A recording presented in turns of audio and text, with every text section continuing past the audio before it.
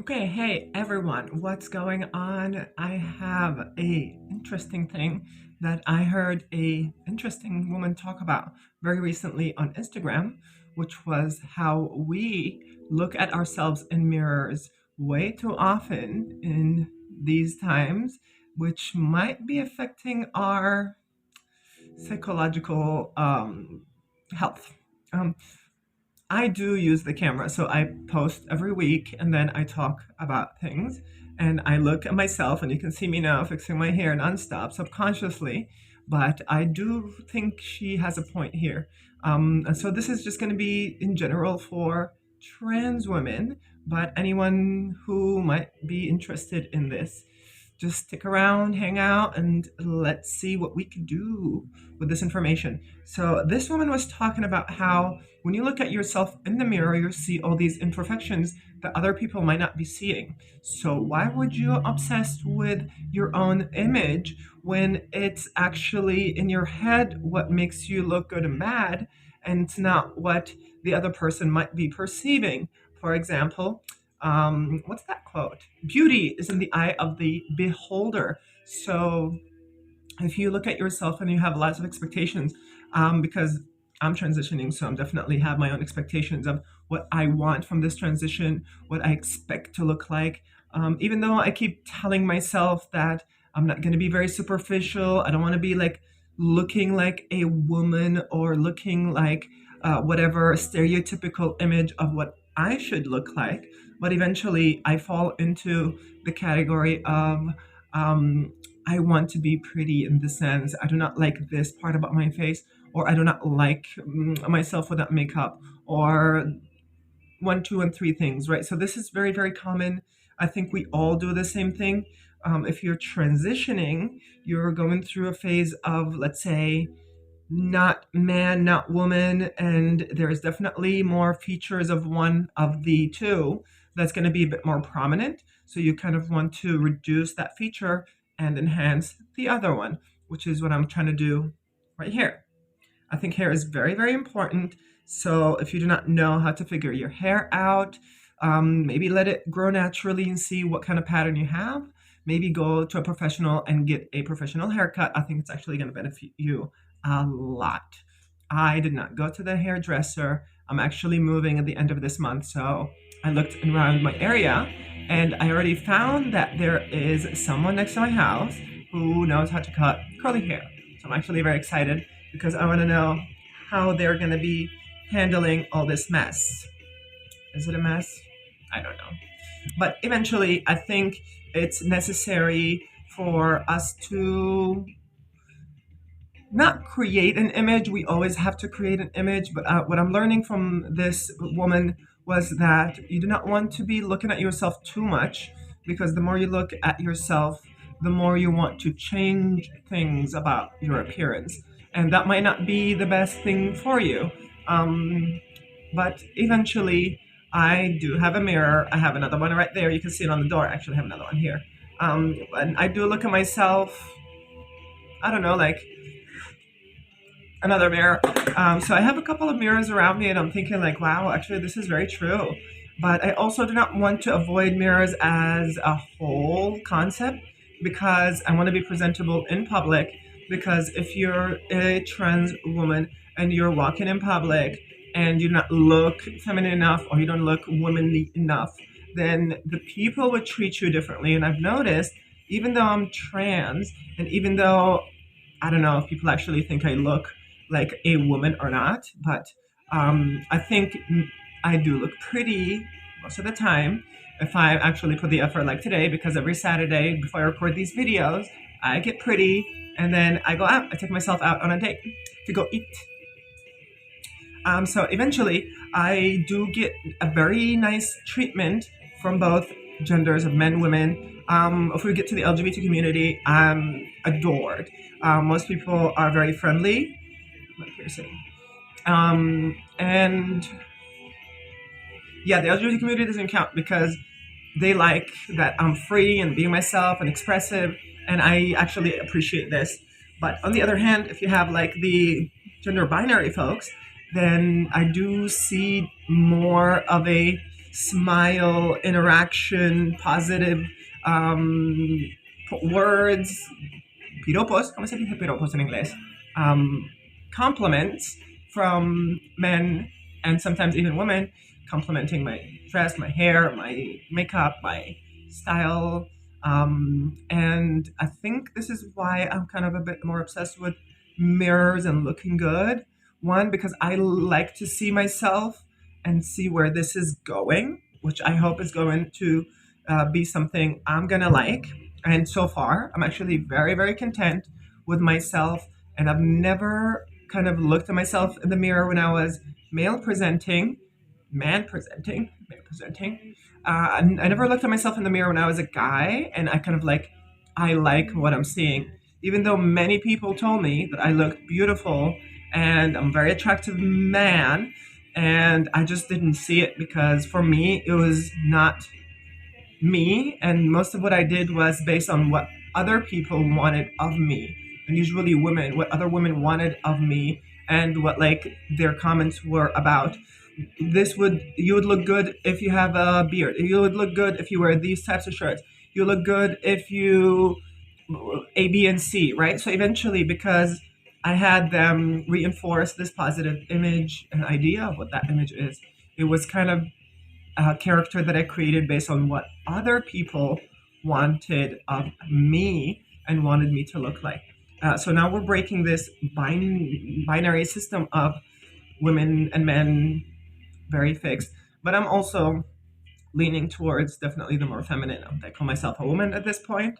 I use the label trans woman, sure, but there's definitely a bit more of a controversy in society about this right now, specifically with what Trump is doing and the right wing people coming and yelling. I do know many women do accept me to be part of them because we go through the same experiences. And I've also gone through harassment and stuff. So when I tell people about this, especially women, they sympathize a bit more because they thought, wow, you know what goes in our lives and that happened to you. And I'm like, yeah, exactly. Like we get treated differently for sure because many people also could tell I'm not a biological female. And to some people, it matters. To some people, it doesn't. To me, I'm not ashamed of it. But I do have an image that I want to, because I do not want to attract attention. I do not want to attract negative attention. Maybe positive attention is fine. But I'm very scared of negative attention because that got me in trouble before. So I do not want people to look at me. I don't want to stand out. I don't want to be like the special case and breaking this system and the norms. And eventually, I find myself in a place of a binary system in a way where I want to be invisible. But if you look at me, I don't think you can say I'm going to be invisible. I mean, look at this. This is what I'm going to be wearing today. So if you see me down the street walking like this, would you think I'm going to be invisible? Like, I don't think I'm going to be invisible in that sense, but I do think I blend in a bit more if I do present myself the way I present myself, which I'm very happy with because I'm actually content that I do not stand out too much like I want to be, or I am, instead of I want to be, I am a non-binary person who has a very eccentric makeup style. And eventually, I think the people who leave the system, the society's system of clothing, makeup, they would get a lot more hate. And I'm kind of lucky that I am not this person because it's not something you really choose. It's just like the way you express yourself and the way you see yourself. And I see myself like this. I'm very content with this. No problems at all. And I'm actually expecting my body to move a bit more, maybe get a little bit more hips, maybe get a bit more chest, maybe have my muscles get smaller. Because I never really liked my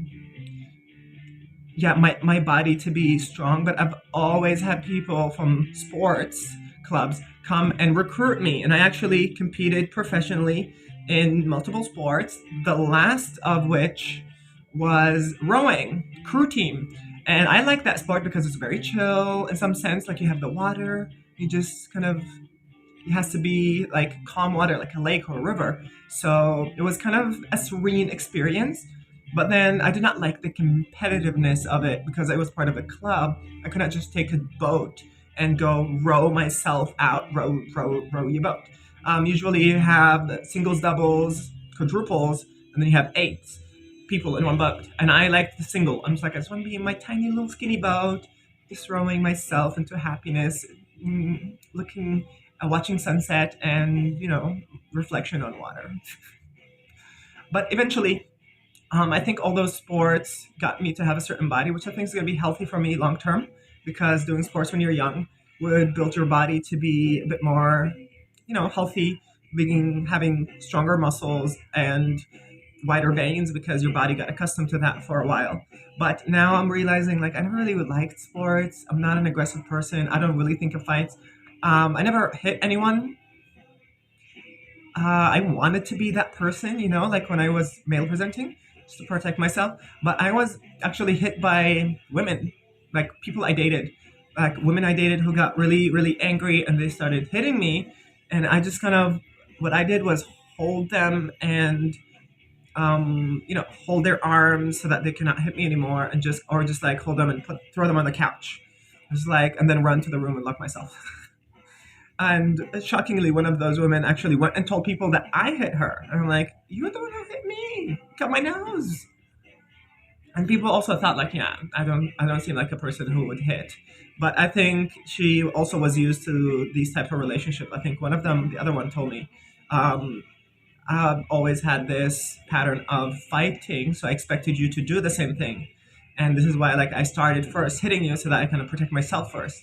And I'm like, girl, you have a lot to figure out and I'm not the problem here apparently. So please do not get in touch with me. Period. So and I'm friends with others who actually we had very healthy breakups, and I still talk to them, and they tell me about their relationships. Some of them are pregnant, some of them have kids, and I'm very happy for them because I'm like, oof, just imagine me being with you and then kind of trying to transitioning, and then you're there expecting a man to be there for you forever and ever and after.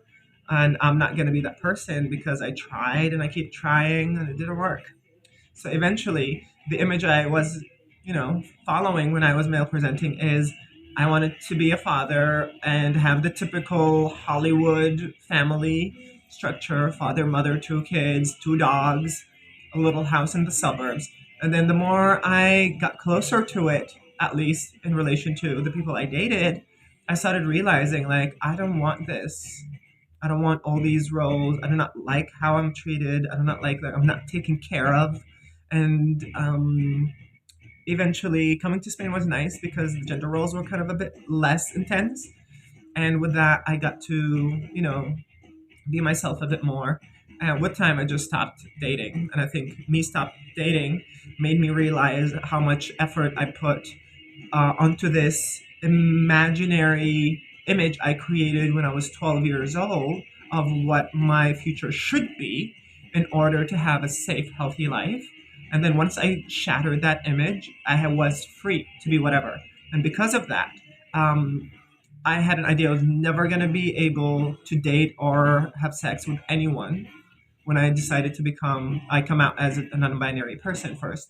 But then with time, when I transitioned fully to become, okay, I'm trans woman, I had the same idea, but then later I started seeing like, you know what? No, I am. And I don't have to date women. I don't have to date men. I don't have to date a specific type of thing. And I was kind of happy that the concept was very open of who you could date, and I was happy with where I was. And still now, I'm not dating anyone. I'm not sexually active, not with myself, not with other people.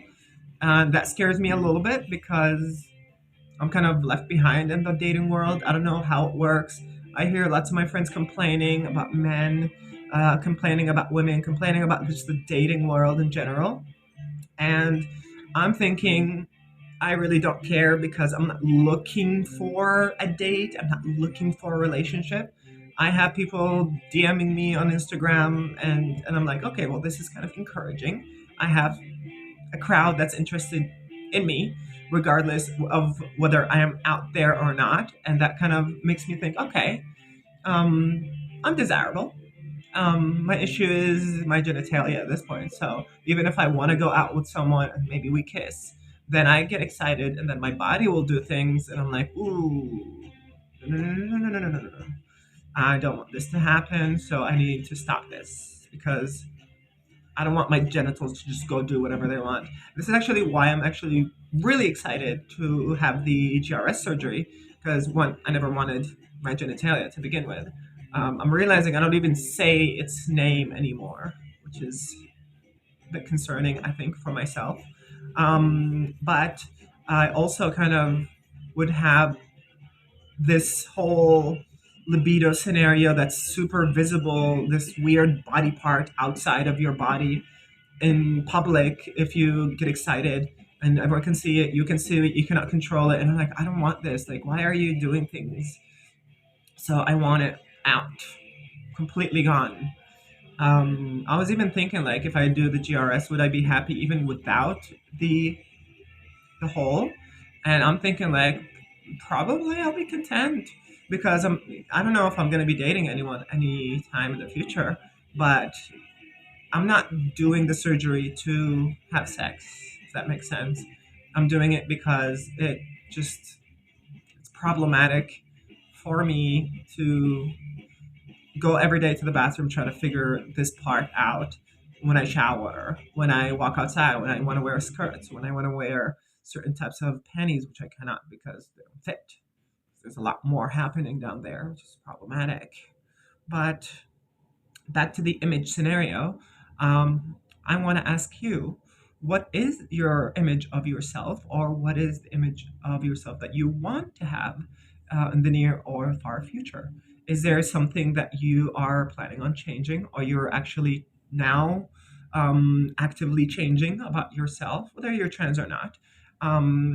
Because me, myself, I'm definitely um, not trying, I guess, as much as I used to kind of eat certain things that make me gain weight and eat other things that are not going to make me gain weight. I definitely am back to my normal diet. I'm like, but still a bit more healthy, I would say, because I'm not eating lots of junk food like I used to. But I'm doing like workouts, like glutes and thighs, and I'm like squatting here and there in my house just to kind of be a bit content with my body because I want to be wearing certain things and not be disappointed of what my body is not doing to fill this dress in or this skirt. And I'm just not going to wear it. I threw so many things because of that, because I'm like, no, I cannot wear this. It's made for women. Awesome. Women who have curves and hips. I'm not those. So, like, the shorts I'm wearing give you this illusion of you have more hips, which I definitely recommend. Like if you look at this, right? So the setup just, and then also this is very tight, so it gives you kind of an hourglassy shape to what you're trying to get. So do not look at the camera too much, even though I'm here looking at the camera. I mean, do not look at the mirror too much, but the camera would be considered a mirror for me. And I'm just doing this because my hair just keeps moving. But I'm gonna try to stop using the mirrors that often because whenever I do look at the mirror, see my reflection, I find something that I want to change, and I think this could be changed. So take care of yourself.